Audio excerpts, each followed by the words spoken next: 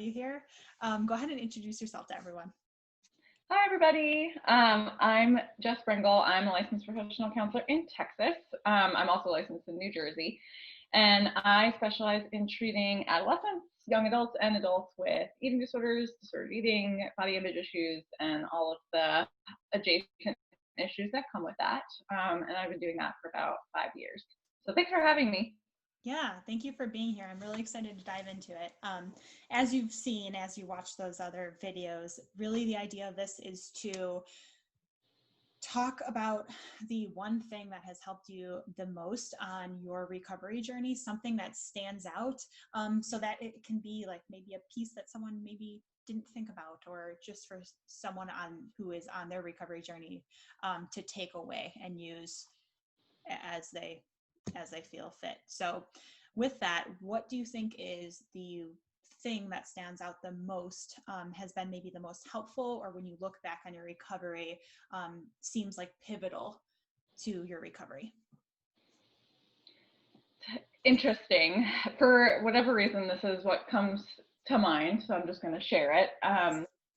My last stint in treatment, I can very distinctly remember sitting in a group and and I think it was like a meditation group, so naturally I was not meditating, and just decided I'd be, I was a teenager, so I was very obstinate, and I was looking around, and I remember writing in my journal, thinking every other person in this room, and there were probably 30 people in the room, because that used to be more of a common thing, that a lot of people were in a treatment milieu at a time. And I remember thinking everyone in this room is suffering with the same thing that I am, and it's not special. And I think that that's something that I think in the eating disorder world comes up. It's oh, I'm doing this for some special reason, or I'm this has some bigger purpose. Yeah. And I realized in that moment, this isn't, I'm not getting anywhere. I'm going to keep ending up in this room with, some smattering of people talking about the same content over and over, unless I do something different. And for whatever reason, that clicked in that moment, all right, I can't, I don't want to be in treatment anymore. I don't want to keep having conversations about meal process and about body image. And, I want to really work towards doing something bigger and better for myself. And I think that was a huge turning point for me. Granted, I think it took a lot of time to remember that over time. I had to keep revisiting that. And I think it also helped, I really did want to be a therapist. And that was something that, I knew that if I was not well, I would not be able to do to the fullest ability. And I think, struggling with mental illness is in some capacity a lifelong thing and requires management. But I knew that if I was in my eating disorder and in my shit, there was no way I'd ever be able to be present with another person and be able to help them heal. And if I didn't take myself to that place, I could never take another person to that place, regardless of whether I was working with eating disorders or not. I just knew that that was something that was a standard that I really felt was important for me to meet. And that was a dangling carrot for me. It was okay, even if I ultimately don't become a therapist, I want to see if I can, and I want to see if I can to the best of my ability, and that requires me to work towards being in recovery. So that was a huge turning point for me, for whatever reason in that moment. And I remember it very distinctly. I remember where I was sitting and what I was doing. So clearly it had an impact. And I do try to encourage clients to think about those things, this bigger picture of eating disorders feel very individual. It's this very lonely, isolated experience. Of course. And it's actually not, there's a really big community around it. And so many people are struggling in this very collective way. And it's not like that is really infrequently accessed and thought about, like, oh, like all of these people are struggling too. And like, we're not really getting anywhere. Mm-hmm. And I don't know, realizing like I wasn't alone, that too, I think Yeah. was super helpful. Yeah. Mm-hmm. So thank you for that. I wrote down a lot, just like because you touched on like that moment, I feel like touches on so much importance in recovery, like important conversations, like from these significant moments that, you know, when someone is in the struggle and feeling like, well, I'm using my behaviors, I'm back in treatment, whatever you want to insert there, you know, it's important to consider that, like, maybe that moment hasn't happened yet. Like, it's still, you know, like there's those turning points or that's still there for you, Right. even in like when you feel like you're in the darkest of places, like that there's a moment that can really bring you significant clarity, right? Right. And sometimes the way that I think about it, like I feel fortunate that that happened and I had that like clicking moment, because I know that plenty of people don't have it happen in that way. Mm-hmm. And I don't think that that's required. And I do try to emphasize that to clients. It's like sometimes you don't need to have it click.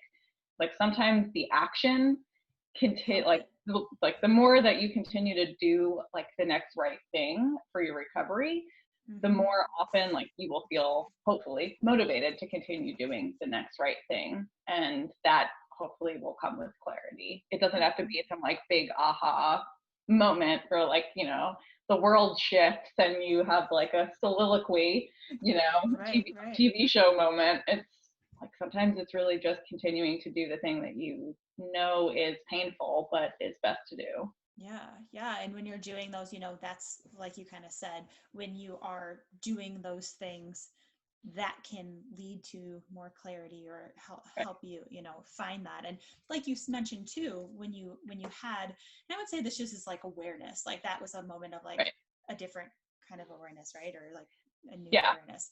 And but like with that, you said it didn't mean everything became easy or that you wanted recovery 100% or all the time, right? So you had to keep reminding yourself and bringing yourself back to like that moment of clarity, I guess, like that authentic, you know.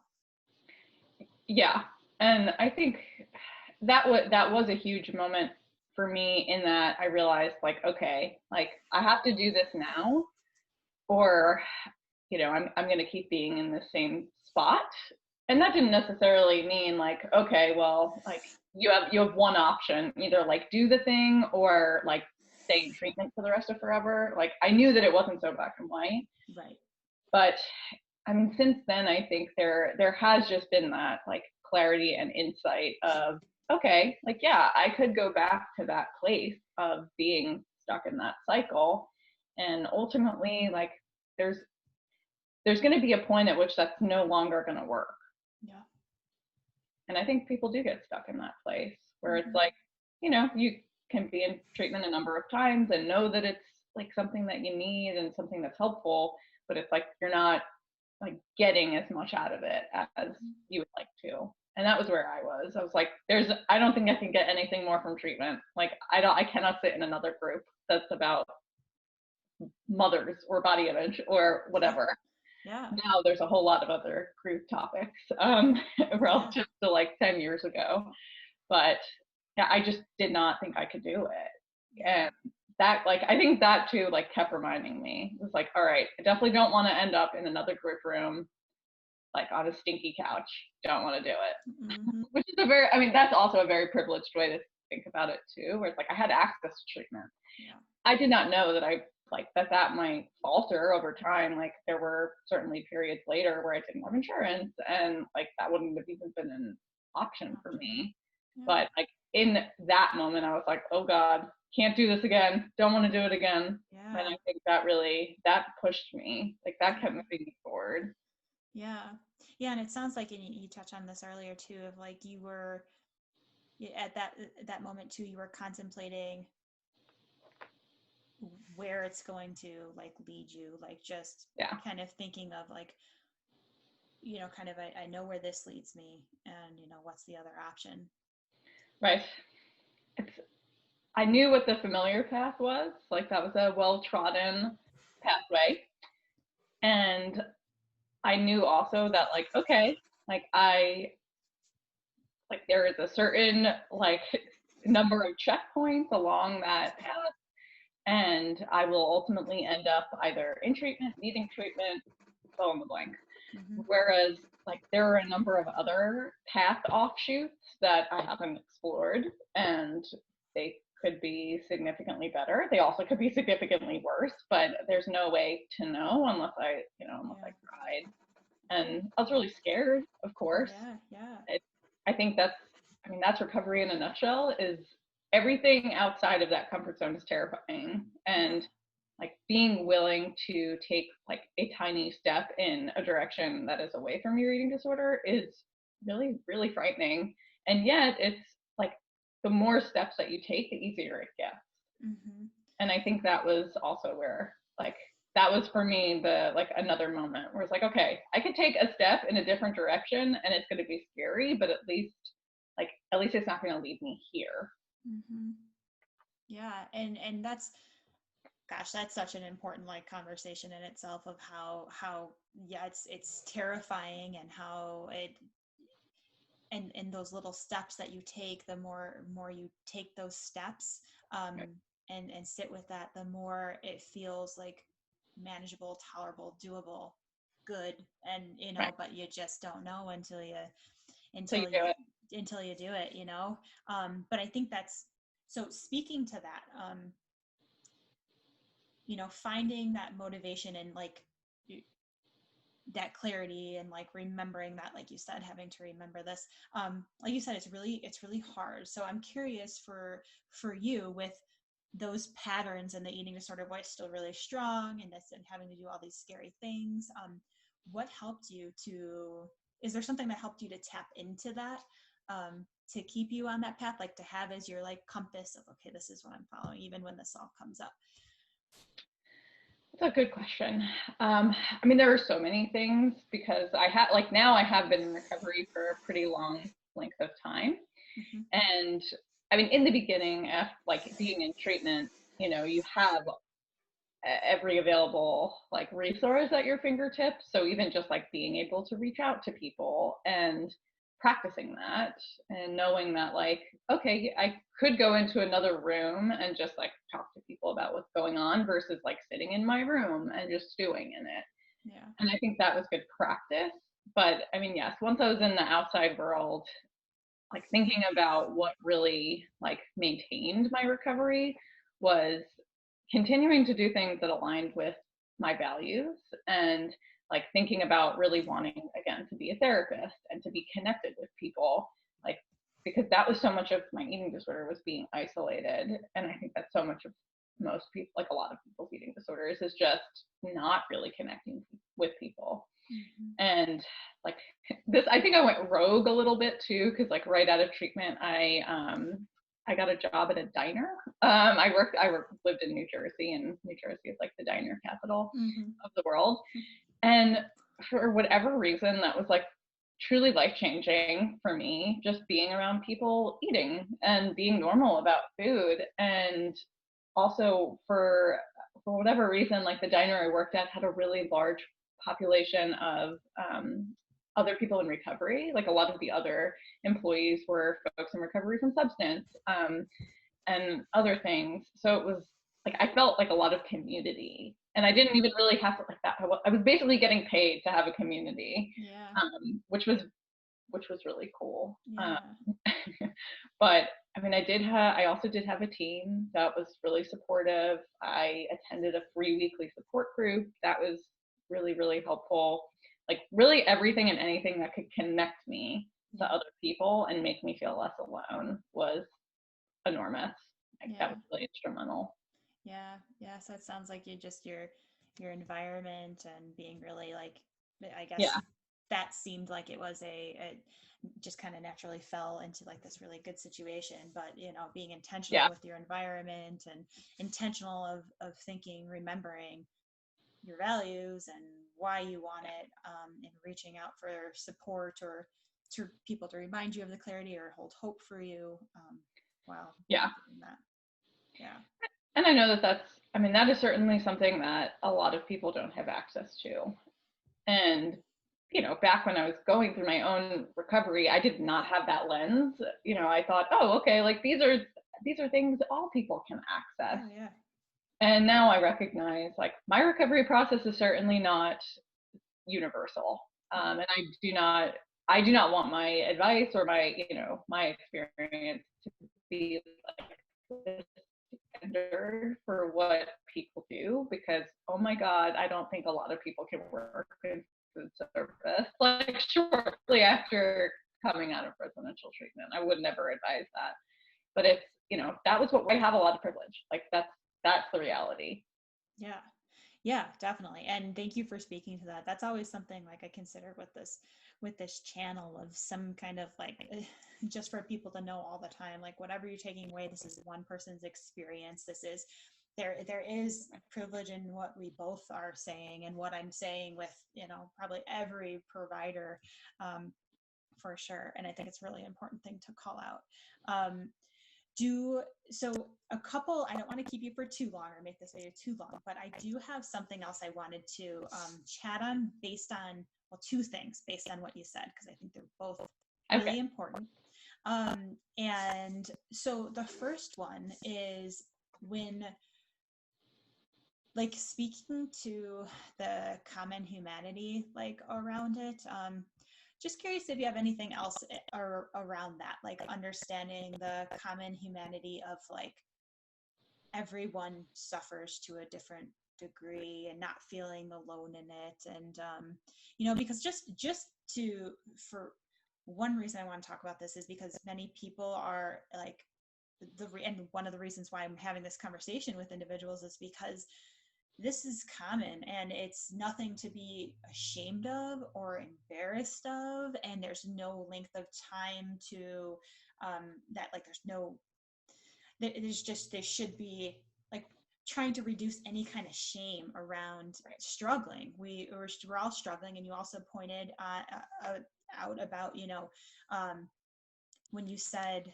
like something about like mental health, you said mental health is like the long game. You're always working on it. So even when you're not in your shit, even when you're not in it, you're still living. You're still like, right. You're a person. Mental health, right?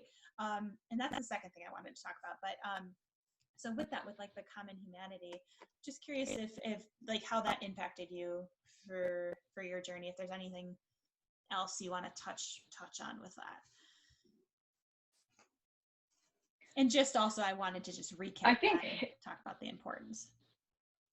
Yeah. I think interestingly, like the beginning of recovery for a lot of folks, and some people never really transition from this place, but I mean, I think it's like recovery becomes almost like a byproduct of your eating disorder, where it becomes like a very fixed thing, and you're like very focused on it, and it's like very individual. Mm-hmm. So even if there's, you know, there is some community, it still feels like a very like personal, isolated thing. Yep. You were talking about you were saying like how you feel like just like in the eating disorder, like when people feel like this is like alone in it, right. Like this, if the same can happen for recovery. And you started talking about like that not being your mentality and like you not seeing it in that way, and you're like, but then transitioning to starting to see it in that way. And then you also mentioned like reading something, but that's all I got. Yeah. So in my early 20s, like interestingly around like grad school time, I started reading like a lot of fat acceptance literature. The first book I read was Two Whole Cakes by Leslie Kinzel. And like that book was a huge turning point, like another huge turning point in my recovery, where it highlighted for me just how like unimportant my story was necessary. Like, not that my experience is unimportant. I think all of us, our experiences are valid. And yet I realized, like, there are so many people in this world who are struggling, who never have access to help, and who get treated like garbage because of the system, like just the systemic oppression in place. And I mean, it really opened my recovery is important, but there are a lot of other people who don't have access to the recovery I have. And like that really gave me a lot of good insight around, okay, like how can I be part of a bigger recovery community and be more inclusive, even just in the ways that I talk about my own recovery, helped significantly. That was a really big way for me to realize, like, oh, like the humanity of eating disorders and the humanity of recovery. Yeah, definitely. That makes a ton of sense. And it's such an important topic that I feel like we can continue chatting about for so long. Yes. And I think it's really important to recovery in general for individuals, and something we need to work on as a whole, most definitely. But with that, I'm the other thing you mentioned, and I think another thing that's I don't know, I chat with a lot of people about this, and I think like the mentality of, you know, reaching recovery, I think can be harmful, like even in just like I have this place to get to, and like setting like certain expectations or putting pressures on themselves. And I don't know, I guess I want to hear how you feel about that, or if how that helped, maybe if that helped you on your journey, or what you like advice you would give around that. So I think a lot of it is semantics, for me, in my mind, because like the word recovered, or the concept of recovery did not exist when I was going through my process in the beginning. Yeah. Because I think that it's like that concept really like gained traction in like 2011, and you know, the last time I was in treatment was like in 2009. Yeah. So that was not on my radar. Like, and so before 2011, and even like well past that, like the primary philosophy was, you will have an eating disorder forever, and you will struggle forever, and like you will just get better at managing it. Which, you know, not super inspirational or hopeful in that way, but I thought, like, okay, like I can work with that at least. Like, but now, I mean, now as that concept of recovery has become more common and present in our world, I do think that my experience presently does align with that concept, and yet I tend to not use that word, because it does feel very, very finite. And I mean, it is semantics. Like, use whatever word feels best for you. And you, really, for me, I mean, I really related to my eating disorder at this point, but my recovery has influenced and informed who I am as a person, as a professional, just in every imaginable way. And erasing that part of myself doesn't really make sense. So, you know, to say like, okay, this was a past thing, it's over, like that's not, you know, for me, that doesn't work.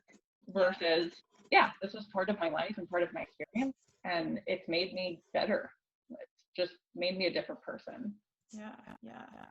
Gosh, there's so much to that, and thank you for that. I think you know what, one way I see it is that, you know, like when you're saying you're like in your shit, it's like when, like how you are coping and taking care of yourself with that to take care of your mental health.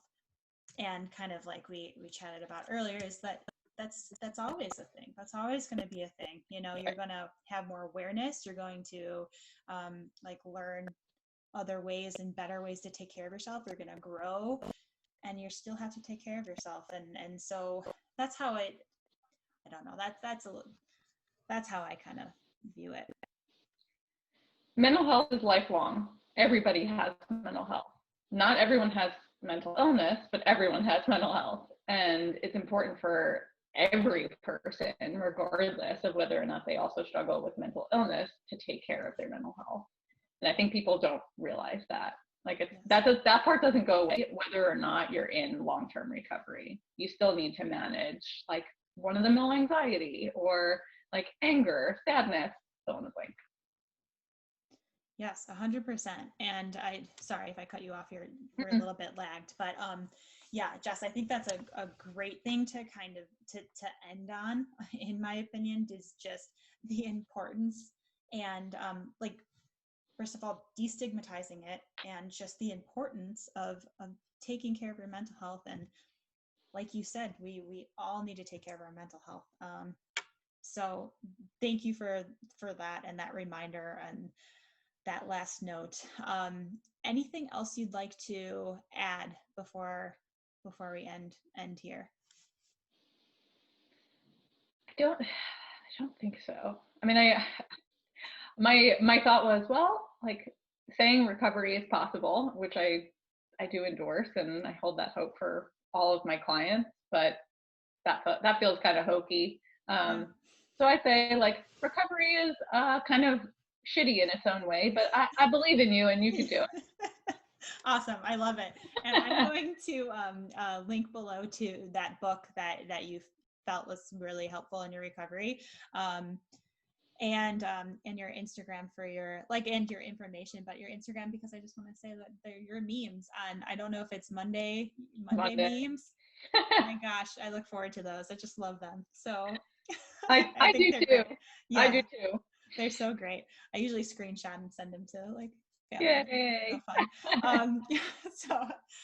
So thank you so much for your time, Jess. I really appreciate it. It was great having you, and just, I think so many important conversations came up. So thank you so much for having me. It was really great to meet you, and yeah, it was also great just to meet you too. Great conversation. So I appreciate it. Totally agree.